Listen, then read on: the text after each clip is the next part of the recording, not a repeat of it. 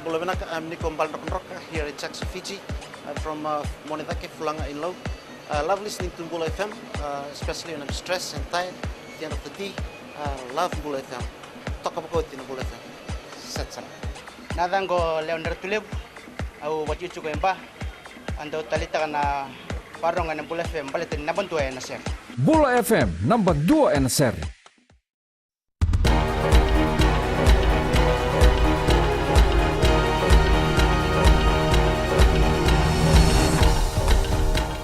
Bula binaka sa kong gana wale lekan ni nonda itutuku enam boingin dindai. Santala bini ko na ngoni sala baka kimboti kina ena kiana muri na ngoni sala kirara lebu ni beran di laki semasara kina ngoni sala na Kings Highway. Ngo sakani balembale ni na lebu toka na ngoni kanya na kiana muri na tolo ni salongo.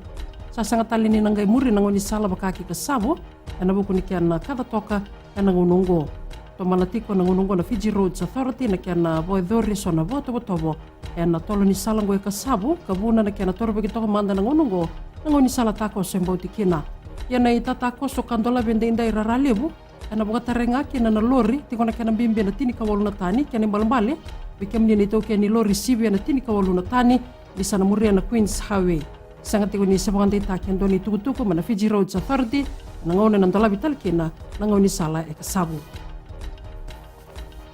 Rawarere kina matabelo e melo toka indai o Ayaz Muhammad Musa ke Nushad Ali rombe takia na kiana marroi tiko ne rangi sangani tiko berau na kiana liseni ya sangani sole berau no rungo na bele mauti wamboti ni mateni singani yang baki ongo ya tiko berungo e rautan ni donan rawit sang bulu kadiwa na sidin inda kain M16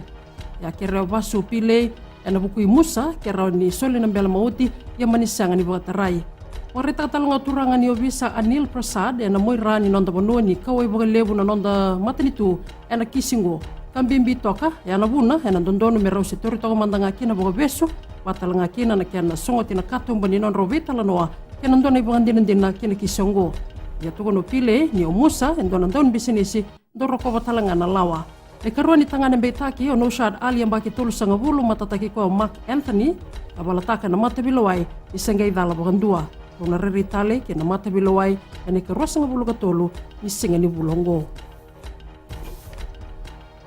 Sanga ni dondono me na baku ai endon na ngoni buli e na nona laki buli ke na ndona korni buli ke baka se votu na indambe na korni bulo ya. Ngoni tukutuku e banganda itaka o Mahendra Reddy na benistani buli kina tabana ni tukutuku na FBC News. Saka ni balembala ke baka endon itumbu-tumbu e ngandraba me laki buli na loveane na ndona korni buli sanga ni tu na dondono wana korni bulo ya me baka talai role su ke selala tu. Kono Reddy ni raunga buain dona korni buli me songota na katumba ni bebo dhurumi ya sa oso ke dani dambe e buain dona korni buli ya sanga ni bebo dhuruma indona ngoni ni se bole butu ni dambe ya mena tuku ke ndona tambana ni buli bole aka seki na bol ni bol liu ni buli raw talanga ni bebu ke na ministry en ke na bangara indona korni buli me buli ke na indona ngoni. Non te tutu kana bongen den dai hera bon bote bi na ngone leo lewena na ibuka tangi dengan den yang baki rosa ngabulu katulu ena netball ni rakalunga ta bolewe na kana gitori rona soto lelebu ni bara ni vodore no World Championships mai Botswana do ber na ngone leongo lisa ni wanga baki tini kalima wane dondo ber na lewena tiko na timi ni Baby Pearls na magatoka na ngone leo ni kandabungo men na warete ki ko na soto ni Digital Punjas International Series do toka ni tutu ni goal shooter na ngone leongo. Tapi kira na bagalele kani nonda itutu kana boingen den dai ningai na magatoka ni mataka na Bula FM ke na Radio Fiji 1 ndo mai biti na bongani beniano na itutu ku baruta ke na FBC News ramuni na rongo de kina na daba ngono ya te matomata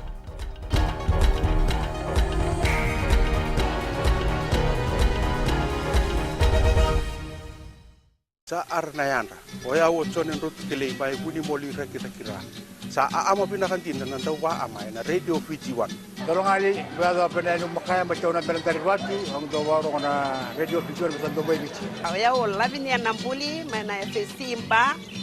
ondo talita kana Radio Fiji 1 dalam ko polis matawalu susu emba ang bulo matmay Radio Fiji 1 emba na Radio Fiji 1 nando mai biti na bonga ni bienano